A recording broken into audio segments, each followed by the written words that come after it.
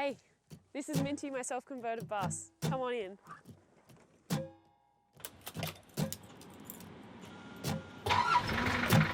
People ask all the questions that box you in, to classify your life with the stroke of a pen. Take those old rules, crumple them and throw them out. We're burning that box right now.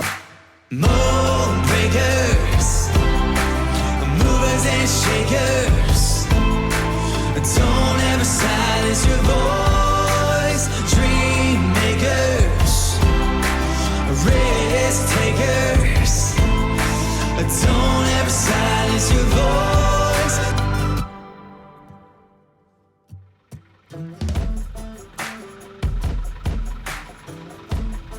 Hi, my name's Rhiannon. I'm 24 and I'm living full-time in my self-converted bus, Minty. I became really interested in tiny livings a few years ago. I started to look into buying vans and buying buses, but it was never really a serious thing for me. And then I was working in a cafe in Wentworth Falls. I had a regular coming in all the time and he said, oh, the school that I work at is selling one of their buses because they're buying a new one. And I said, oh great, send me the details. Like I'd just be really interested in knowing the price and kilometres and all that sort of stuff just for my own research. I didn't really consider buying one. He sent me the details and this beauty was for sale for $3,000. It had 91,000 kilometres on the clock and it was just a match made in heaven. And then a week later, I owned a bus. I didn't get building for about a year because I had to finish my honours, and I really got stuck into converting her at the start of 2019. All up has taken about 6 months. I spent about, including buying the bus, rego, all of the mechanics, I've spent about $18,000 on it, which is an absolute steal for doing up something like this. I've used as many recycled materials or cheap and light materials as I can, and I've also exploited my family for their labour the whole way. It's been great, been really great. I'm very lucky to have a very helpful father and grandfather who are very handy, and we've done most of this stuff ourselves. This is Minty. She's a 1990 model Nissan Civilian. So that means we're celebrating her 30th birthday next year, and I'm very excited. We're going to have a big one. She runs really well. For the paint, we did that ourselves. On the bottom, we're featuring Peppermint Fresh from Bunnings, and on the top, Crisp White, also from Bunnings. I chose to get quite dark tinting on the windows of Minty, just for privacy and as well for the heat when I go north or into Central Australia. I've also got security fly screens on these two back windows. So this one is near my bed, so when I am sleeping, I can sleep with the windows open and still be secure, and also for the bugs. I've also got 240 volt access, so I can plug into mains power. I've got leads to do all of that in the boot, and I can run the whole system off 240. I can also run it all off solar as well, so I'm completely off the grid. I've also got this Fimmer awning that I really love. I can put it out by myself. It's easy, it's secure when I'm driving, and it's very reliable. While we're here, I'll show you how easy this awning is, and that's why I chose it. When I pull these legs out, I have to be really careful that I don't whack the paint. There's actually little foot clips that can go on here as well, but I haven't really found I needed them yet. And it's great. I am also getting a deck installed next week up the top, a nice hardwood deck that, you know, will be great for sunset beers, maybe even a mojito or two, who knows. Mostly for storage actually, let's be honest. I've got to store some surfboards up there. Moving to the rear end, this is my garage area, so much like a house, I store all the crap that I don't want to see very often.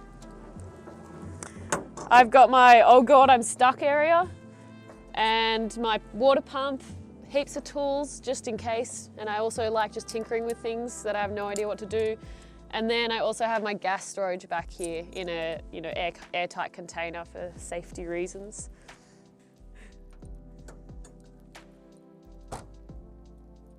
So on this side, I haven't really got a lot going on. Got my fuel tank, got my 240 going in, and that's about it. Whoever was driving this bus before must have done a damn good job because it was full of children and these mirrors are absolute crap. I would definitely be upgrading them as soon as I can. And I'll be getting some full-length truck mirrors just to wipe out all those blind spots without wiping anyone out. Speaking of upgrades at the front here, I've got a light bar on order just for the front so that I can absolutely see everything in front of me. The risk of hitting roos and wombats is very high around here, and she's way too old to have a facelift.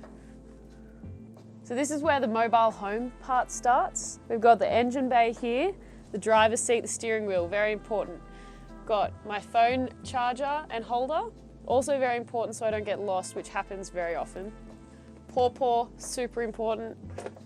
Fire extinguisher, yeah, pretty important I guess. Speaker and passenger seat. This is where my dogs sit usually. I love my huge windscreen, and when I'm feeling like I'm in a movie, I just turn my fan on and let my hair flow. Oh shit! Ah!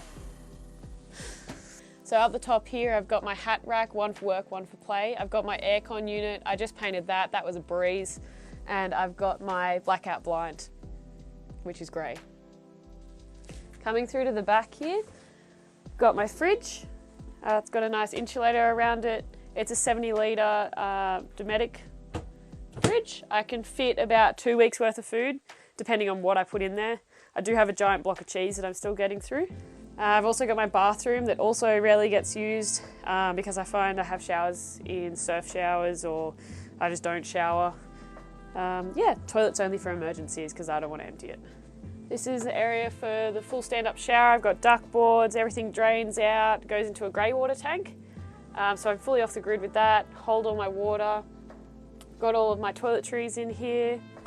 And I've got this blind that rolls down for privacy.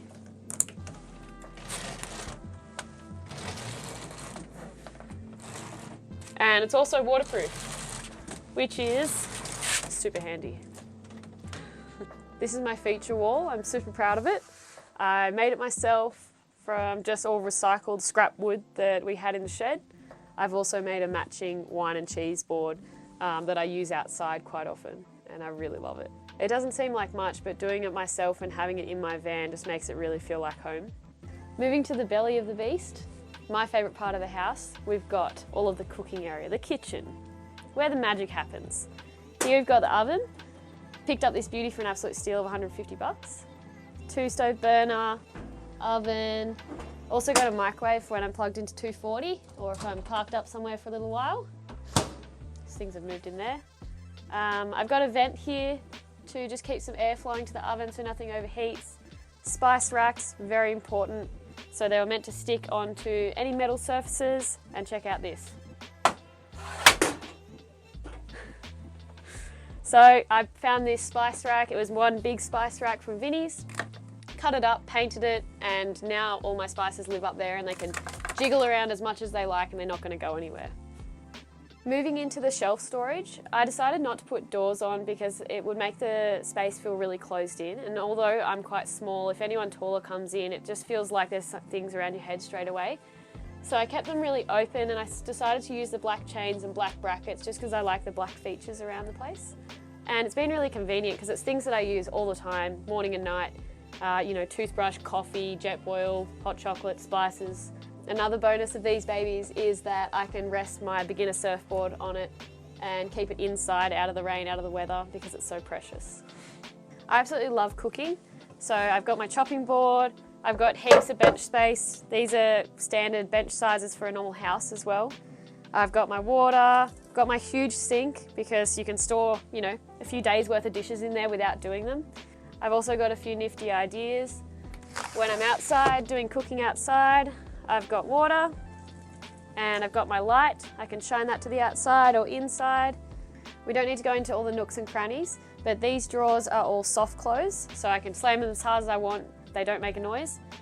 I've got my pantry here, so I'll give you a demonstration. The drawers are really deep. They go all the way to the back, which is really handy. They are quite heavy. They're a Bunnings kit and caboodle. The front's from Bunnings as well.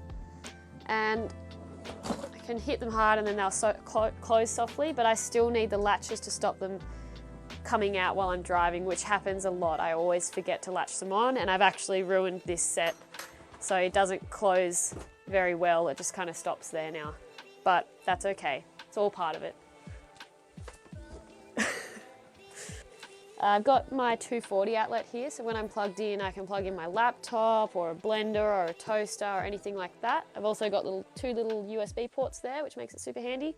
But I found I'm not really plugged into 240. I like being off the grid. I like not going to caravan parks. So I also have some other outlets that I can use that are just running off the solar. They're all 12 volt. This is the chill out area. I've also got a table that I can set up for you. I'll show you how it goes up. It's under this little cushion. Pull it out. This is also another DIY. It's quite heavy, but it's a sacrifice I'm willing to make because it looks pretty. So, slots in right here. And then I've got a leg that we made that just slots in.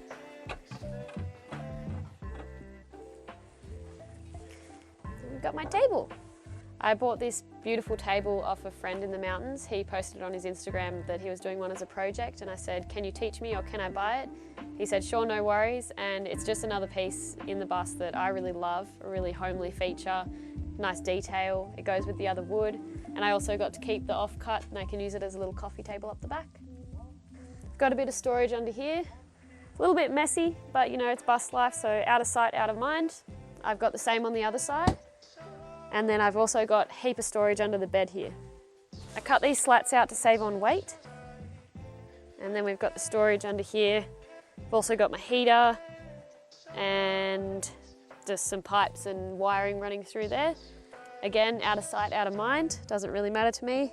So unfortunately, this is not a dog flap. I wish it was, that'd be super cool. It's the exit point for the heater. So the heater is under the bed here. It runs off the engine only, so I can only have that heater going when the engine's hot. All right, so this is the bed. It's a double size. I've actually got a little bit of room on each side just so I can tuck the sheets in or tuck the doona in and that sort of stuff. I've got my little coffee table here, so when I'm playing cards or anything like that, I can use that. I've got my hangers, got my jewelry in my hanger over there. It's very impractical, usually swings around everywhere. Surfboard, bookshelf, just cute things, flowers. So I've got my blinds for privacy. They're pretty good, pretty easy. So they just pop down like that and then I can roll them back up when I'm done. They're blackout blinds. I've got 2 reading lights and then my fairy lights up here in my bookshelf. In summer you can imagine it gets pretty damn hot in here, so it's really good to have my windows open, have some cross ventilation going through and just sleep out. The security fly screens just make it a bit safer and also keep mozzies and flies out, which, you know, it's optimal.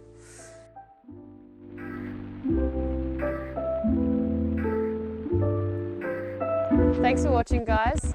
I'm Rhiannon and this is Minty. If you'd like to follow our adventures more, you can find us on Instagram at EatPlayBus.